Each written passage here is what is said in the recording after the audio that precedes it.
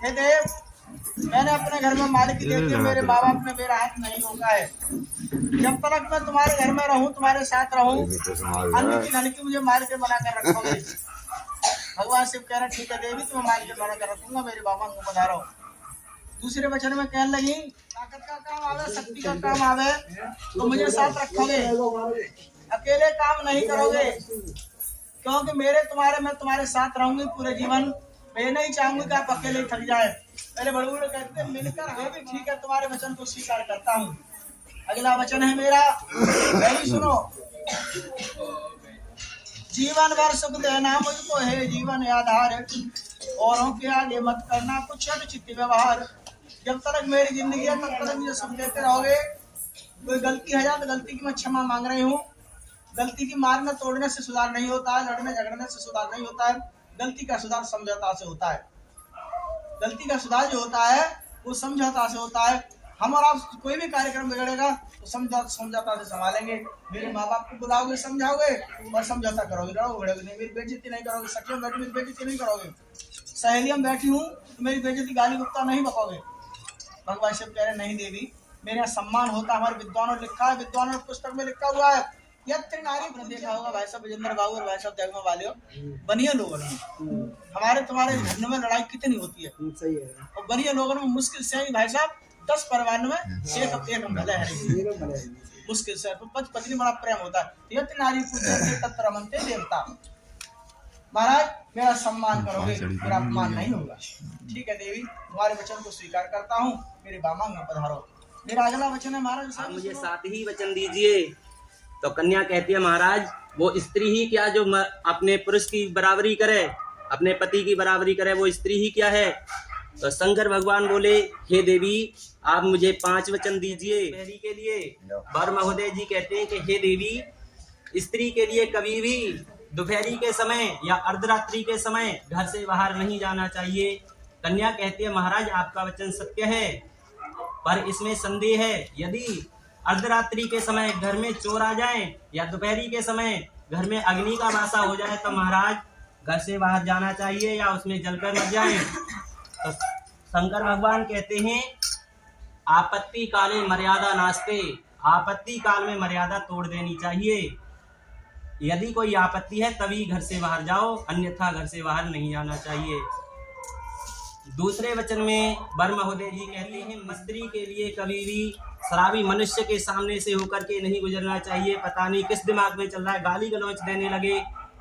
और किसी हाथी के सामने से स्त्री के लिए नहीं गुजरना चाहिए। जैसे हाथी भी मद में रहता है। तो कन्या कहती है महाराज आपका वचन सत्य है, पर इसमें संदेह है। भादों में गणेश चतुर्थी आती है, उस दिन स्त्रियां हाथी के मस्तक पर तिलक करती हैं और उनका पूजन करती हैं। तो वर महोदय जी कहते हैं कि हे देवी मिट्टी के गणेश जी बना करके, जैसे आज मिट्टी के गणेश जी बनाए हैं उनकी पूजा करी है, उसी तरह से मिट्टी के गणेश जी बना करके ही पूजा करनी चाहिए। तीसरे वचन में कहते हैं वर महोदय जी अपने पिता के यहाँ बिगड़ बुलाए नहीं जाना चाहिए। चाहे किसी कारणवश हमारे पिता तुम्हारे यहाँ आकर के बस जाएं या तुम्हारे पिता हमारे यहाँ बसें, बिगड़ बुलाए अपने पिता के यहाँ नहीं जाना चाहिए। वर महोदय जी कहते हैं कि हे देवी देखो सती जी अपने पिता के यहाँ यज्ञ में बिगड़ बुलाई गई थी, उसका परिणाम क्या मिला उनके लिए। हे देवी बिगड़ बुलाए अपने पिता के यहाँ नहीं जाना चाहिए। कन्या कहती है महाराज आपका वचन सत्य है। भादों श्रावण की पूर्णिमा को रक्षाबंधन का त्योहार आता है और कार्तिक में यम द्वितीया दी जाती है। बहन अपने भाई के यहाँ बिगड़ बुलाई जाती है और अपने भाई का तिलक करती है। उस दिन उसके अंगूठे में अमृत का वासा होता है। हे भगवान उस दिन बिगड़ बुलाई जा सकती हूँ, अन्यथा नहीं जा सकती। तो वर महोदय जी कहते हैं कि हे देवी वर्ष में सिर्फ ऐसे 2 ही दिन आते हैं जो स्त्री अपने पिता के यहाँ, बहू बेटी अपने पिता के यहाँ जा सकती है, अन्यथा बार बार नहीं जाना चाहिए। चौथे वचन में वर महोदय जी कहना कर्तव्यम, यदि आप मेरी आज्ञा का पालन करें तो मैं आपके लिए दाहिने अंग से बामें अंग लेने को तैयार हूँ, नहीं तो मैं भी अपने माता पिता का कुआरा। वर महोदय जी कहते हैं हे देवी हमारे कुल का जो धर्म है उसे आज से तुम्हें उसे मानना पड़ेगा। ऐसा नहीं कि हमारे यहाँ पर तो तुम्हारे यहाँ करवा चौथ होती है और वहां पे जाके आप कहने लगे कि हमारे यहाँ करवा चौथ होती है, हम तो यहाँ भी करवा चौथ करेंगे। ऐसा नहीं है। आज से हमारे यहाँ का जो धर्म है उसके लिए धारण करोगी। अब दोनों ने हाथ निकालो, दोनों हाथ सीधे हाथ, दोनों दोनों दोनों दोनों हम दोनों अपने अपने वचनों को पूरे जीवन मानेंगे। अग्नि देवता हमारे नारायण है, भगवान कृष्ण है, यही राम है, यही विष्णु है, सारी शक्ति इनके अंदर है।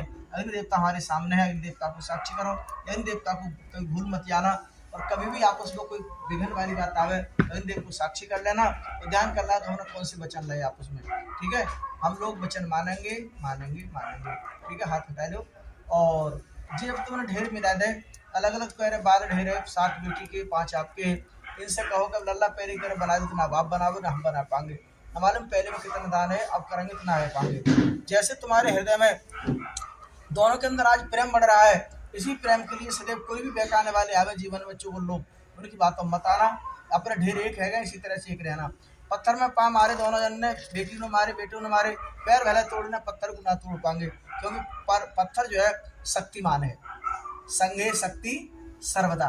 5 उंगली अलग अलग पड़ जाती हैं, और कोई आदमी चाहते एक उंगली को तोड़ सकता है, और जब 5 एक है जाएंगे तो उसके हाथ तोड़ने से पहले मुट्ठी हमारी तोड़ सकती है। कोई चुगल आवे जैसे पत्थर होता है, इस तरह से अपने हृदय को दोनों पत्थर की तरह रख लियो। कोई चीज फेंकी जाए पत्थर पर तो रपट जाएगी, रुकेगी ना। अपने हृदय पत्थर की तरह कोई आदमी कहेगा अरे साहब ये तो पत्थर की तरह हृदय है, ये हमारी बातों में ना रहे, नो घरी ना बिगड़ रहो। बिगाड़न वाले जीवन बहुत बड़ा जीवन होता है मनुष्य का, मेरे बिगाड़न वाले आते हैं। पत्थर की तरह हृदय रखना, किसी कीमत में किसी की बातों में मत आइयो। तीसरी बात रहती पैसा क्यों देते हैं विद्वान लोग। जीवन रूपी गाड़ी घर की धुरी होती है, ये घर गाड़ी रूपी पहिया, ये धुरी। और बेटी हमारी पहिया है और बेटा हमारी पहिया है। दोनों हमारे बेटा विजेंद्र बाबू की बेटा है और हमारी रामवीर की बेटी है। दोनों पहिया हमारे जीवन रूपी गाड़ी में पड़े रहेंगे, एक रहेंगे, तो तुम्हारी जीवन रूपी गाड़ी है पूरी दुनिया में कौन घूमेगी, कोई गिराने वाला नहीं, गाड़ी को बिगाड़ने वाला नहीं, तुम्हारी गाड़ी सीधे बढ़ती रहेगी।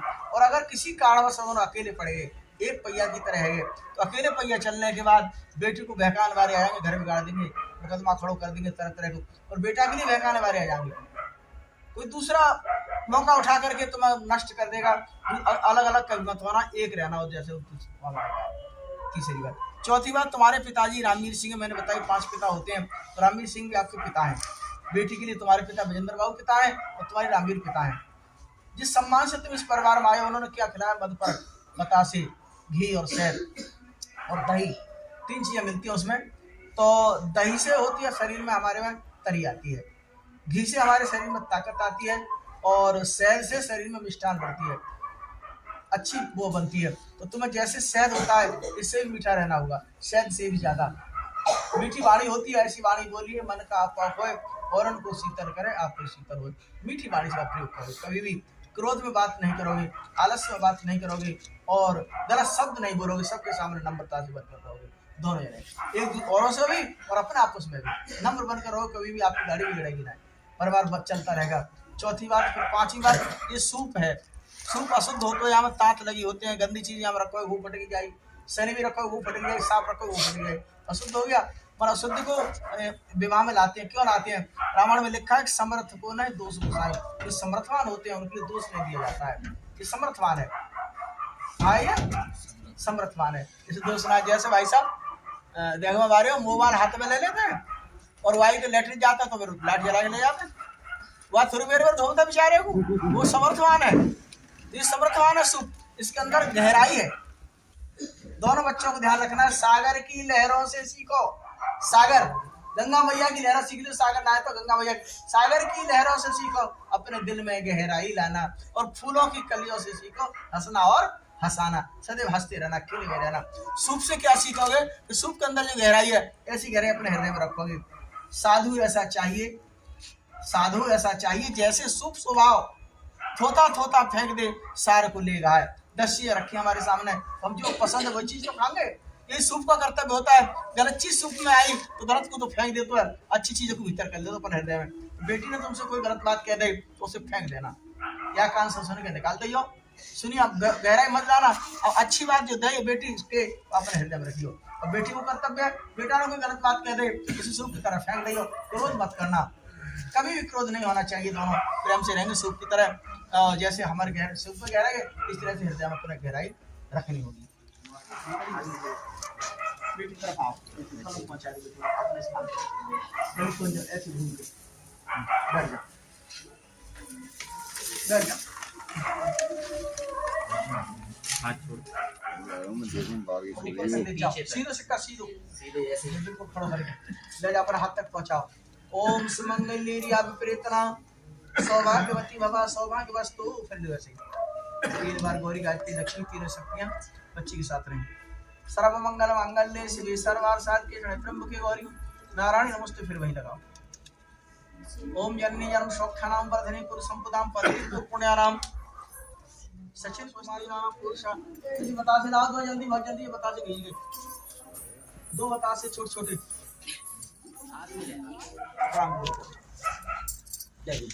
रख दो।